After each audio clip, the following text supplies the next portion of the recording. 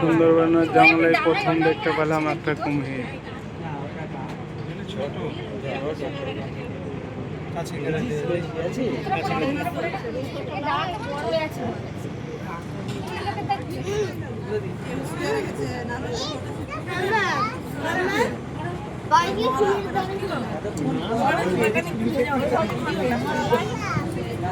আমরা হরিণ দেখলাম আর কুমির দেখলাম।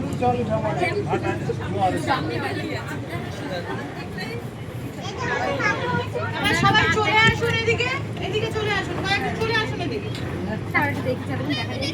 আরেকটা আছে ডাঙায়, ওই যে মনে হচ্ছে ওই পাশে দেখুন আরেকটা আছে।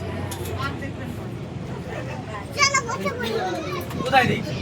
অনেক এখন পড়ে থাকবো।